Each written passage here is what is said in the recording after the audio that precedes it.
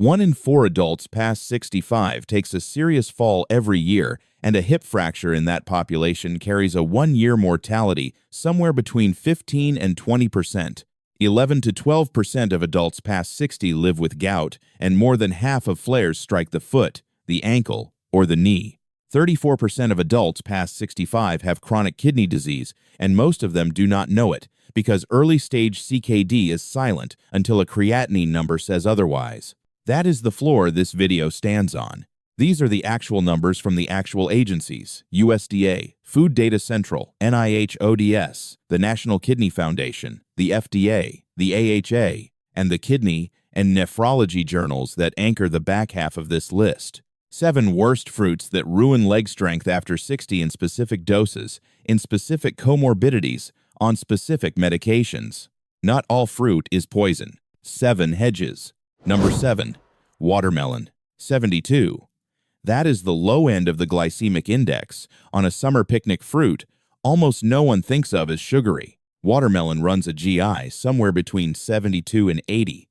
The number that matters is not the GI alone. It is what the 3-slice plate does to dinner, and what the 3-slice plate does to a 68-year-old at 2 in the morning. The real story is a short one. Watermelon is 92% water and pretty low calorie per gram. 1 cup after a protein-anchored dinner is genuinely fine. Whole fruit, on balance, is protective blueberries. Pears, grapes carry a neutral to positive signal in the Meraki BMJ cohort. Hazard ratio 0.74 for blueberries against type 2 diabetes. Nobody is saying fruit is poison. The failure mode is volume. On a hot night, eaten alone. Picture a July evening. The grandkids are over, the grill is on, and an older adult loads up a picnic plate, 3 thick slices of watermelon, and that is dinner. No chicken, no cottage cheese, no beans. Just the cold pink. It feels virtuous. It feels like a lighter meal on a hot night. It is neither. Then comes the 3 a.m. bathroom trip from a belly full of water and a spiked and crashed blood sugar, what the literature calls reactive postprandial hypoglycemia. Mild dehydration on top of it nudges balance the wrong way. 2 in the morning, a dark hallway, socks on hardwood, a blood sugar dip, and a belly full of water. The leg gives a half second behind the other one. That is how the curb catches a toe at noon the next day. Keep it to a cup. Eat it after the protein plate. Number 6. Canned fruit cocktail in heavy syrup. 22 grams of added sugar in a single 200-gram lunch bowl. The American Heart Association added sugar cap for women past 60 shy of 25 grams a day. Read those two numbers together. 1 bowl spends the entire daily sugar budget before coffee. About 38 grams total sugar in the cup. A hair over 22 grams of it added by the syrup. Canned pineapple in heavy syrup runs a little worse, 39 grams per cup, glycemic load near 16. Canned lychee in syrup sits in the same hidden sugar category, at just under 20 grams of sugar per 100 grams. The label on the can says, fruit. The bowl behaves like a dessert. The honest part first. Canned in its own juice is a reasonable swap. Light syrup is kind of the in-between move. Fresh fruit is better still. The fruit inside the can is not the enemy. The syrup is. Chronic hyperglycemia layers a second insult on top. Advanced glycation end products AGEs cross-link the contractile proteins themselves, and serum AGE load tracks inversely with grip strength across older cohorts. Higher AGE load, weaker hand. The grip slipping on the jar lid one Wednesday is not a one Wednesday problem. It is the 4 bowls a week pattern from the previous decade. Catching up. Buy the in-juice version. Put cottage cheese next to it. 4 days a week for a decade is the pattern that does the damage, not the 1 bowl on a Tuesday. Number 5. Dates and raisins. Start with the sugar number. It is the one nobody thinks about, with dried fruit, because the package looks like a health food store virtue. 16 grams of sugar in a single medjool date, a 24-gram piece of fruit. So 2/3 of its weight is sugar. 86 grams of sugar in 1 cup of raisins. That is not a typo. The glycemic load follows. A 30-gram raisin handful, the mid-morning snack bowl size, carries a glycemic load of about 13. Dates are higher, still glycemic load about 18 per 60-gram serving. These are the densest sugar deliveries in the fruit aisle, and the kitchen tells you none of it. Now the honest hedge.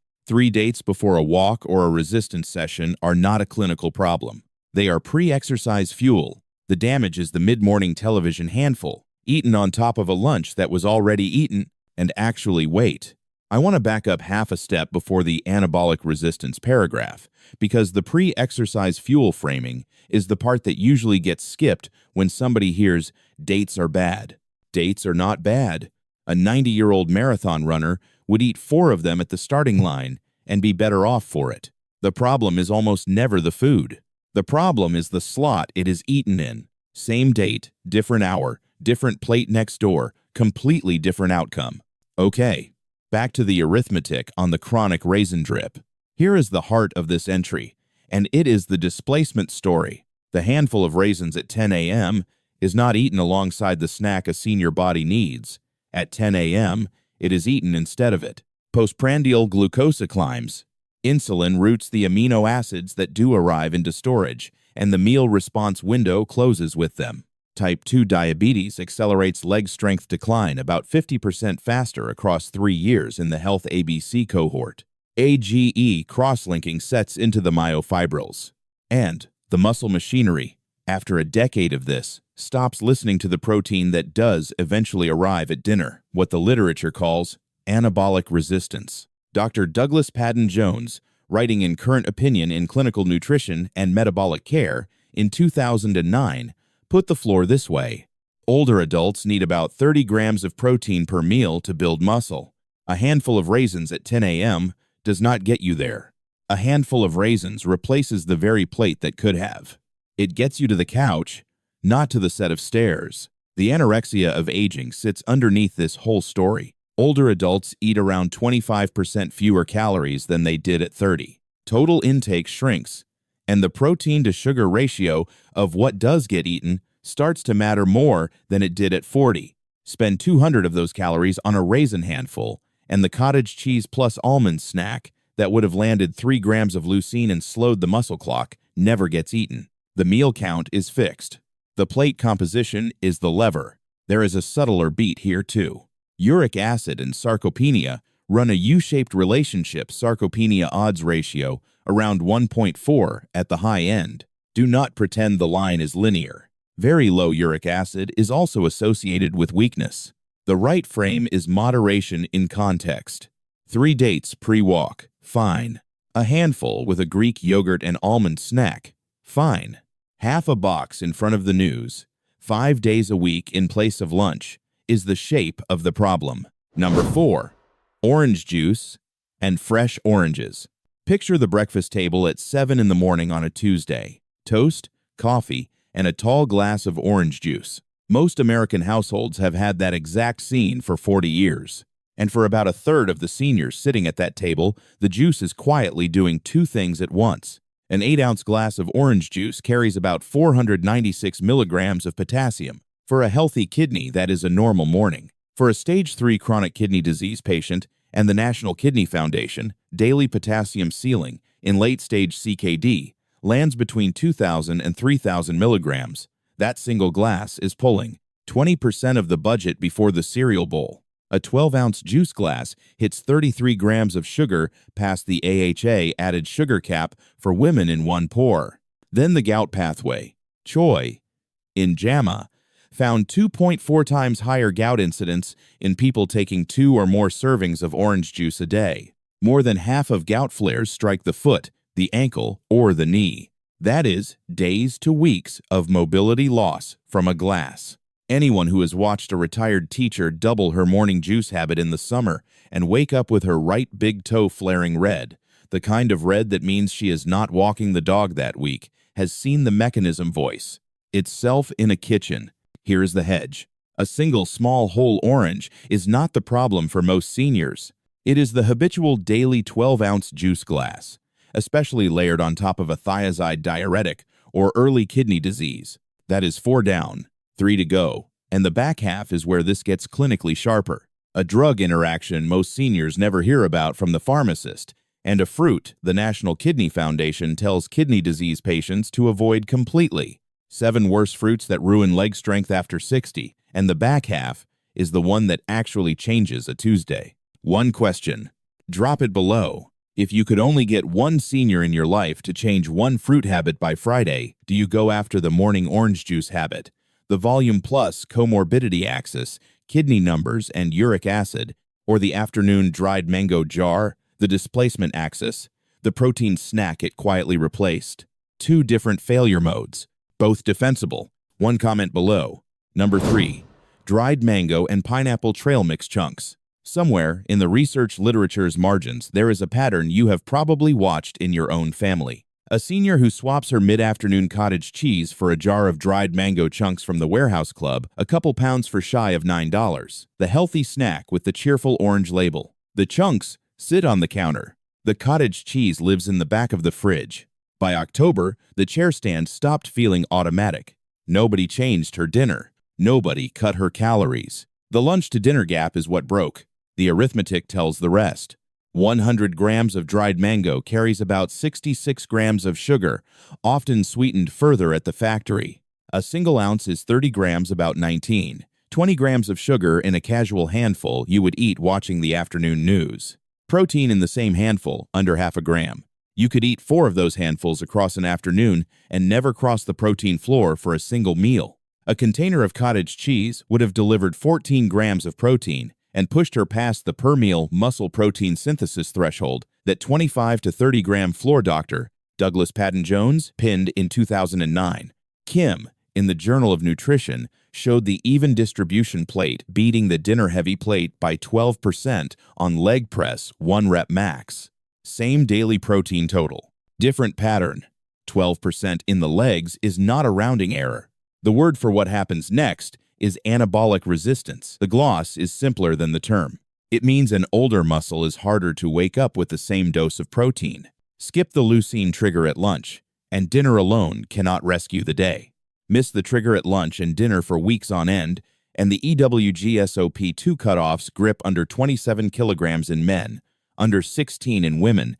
Gait speed under 0.8 meters per second start showing up on paper. Fresh mango is not the problem. 1 cup of sliced fresh mango at lunch delivers about 23 grams of sugar, glycemic load around 8, a reasonable fruit serving alongside a savory plate. The problem is commercial dried mango chunks eaten in place of the protein snack they displaced. Dried pineapple behaves the same way. So does sweetened dried apple. So does any dried fruit trail mix format with added sugar and no nut-to-fruit ratio. The fix is almost embarrassingly simple. Swap which container lives on the counter. The cottage cheese moves up. The mango moves back. That is going to feel backwards for about a week, and then it stops feeling backwards, and the chair stand starts feeling automatic again about a month later. None of this requires a supplement, a new appliance, or a different grocery store. It requires putting the right tub at eye level. Number 2. Grapefruit and grapefruit juice. If you are on simvastatin, lovastatin, or high-dose atorvastatin, or certain calcium channel blockers like felodipine and amlodipine, or amiodarone for heart rhythm, you need to know one thing before the rest of this video matters. 1 glass of grapefruit juice can triple the blood level of that statin. Repeated daily dosing at 200 milliliters 3 times a day over 3 days has been measured at a 16-fold increase in simvastatin area under the curve. 16-fold. That is a multiplier on the order of tripling the prescription. Dr. David Bailey, writing in CMAJ in March 2013, summarized the signal in one sentence. 1 glass of grapefruit juice can triple the blood levels of some statins. Bailey's group identified the mechanism. Furanocoumarins in grapefruit, specifically bergamottin and 6-bis-7-dihydroxybergamottin, irreversibly inactivate intestinal CYP3. A4. CYP3. A 4 is an enzyme in the intestinal epithelium responsible for first-pass metabolism of a substantial fraction of CYP3. A 4 substrate, statins, inactivated, and a standard prescription dose behaves like a triple dose or higher with repeated exposure because the gut must synthesize new CYP3, A4 protein, over a period of days to recover baseline activity. The FDA has labeled clinically significant grapefruit interactions for multiple statins, amiodarone, and amlodipine since the 2021 drug safety communication. The AGS Beers criteria explicitly flags CYP3, a 4, inhibiting foods with statins in adults past 65. The leg strength consequence follows from the pharmacokinetics. Statin-myopathy presents clinically as proximal lower extremity difficulty. Rising from a seated position, the chair stand suddenly takes 2 attempts, where it took 1 at an incidence of approximately 5 to 10% in statin users reporting myalgia. At the rare severe end, rhabdomyolysis breakdown of muscle tissue, with release of intracellular contents into the circulation, imposing a renal clearance burden. A 72-year-old who initiates a daily half grapefruit habit and 3 weeks later finds the toilet rise needs a hand on the towel rail is not a hypothetical. That is the pharmacokinetics acting through the quadriceps. The compounding cost on missed resistance training over a multi-week recovery is measurable in lean mass terms the body does not easily restore. One hedge bounds this entry. Grapefruit is only dangerous in the context of a CYP3, a 4, metabolized statin, or certain calcium channel blockers. Off those medications, grapefruit is a vitamin C source and a reasonable breakfast fruit. This is not a universal ban. The rule applies only to a short list of sensitive drugs. Mayo Clinic's consumer guidance suggests avoiding grapefruit entirely on the sensitive statins, or capping at approximately 200 milliliters on the less sensitive ones. Pravastatin and rosuvastatin, for example, are not significantly metabolized by CYP3A. 4. The interaction barely applies. Check the pill bottle. Call the pharmacist. 4 minutes. Number 1. Starfruit, carambola. Kidney function is a leg strength question. Not only a kidney question, because a toxin that a healthy kidney flushes in hours can build to seizure threshold levels in a kidney that is down to 30% of its filtering capacity. And what follows is not just the hiccups and the bed, it is the week of lying down that takes another slice of muscle a senior body cannot spare. The toxin is caramboxin, a phenylalanine-like excitotoxin not renally cleared, concentrates in a CKD patient, crosses the blood-brain barrier, and lights up neurons the way a short circuit lights up a panel. Classic presentation. Intractable hiccups that will not stop. Limb paresthesia. The leg gives a half second behind the other one. Then seizures. Netto, in the American Journal of Kidney Diseases in 2003, documented 6 dialysis patients, 2 died. Dr. Maria Fernanda Netto put it plainly. Starfruit is a real threat for patients with chronic kidney disease. 12 words. One of the hardest-edged quotes in the nephrology literature. The National Kidney Foundation advisory did not hedge either avoid starfruit completely for CKD patients, full stop, juice included. Now the 3-panel disagreement that makes this entry crescendo rather than scold.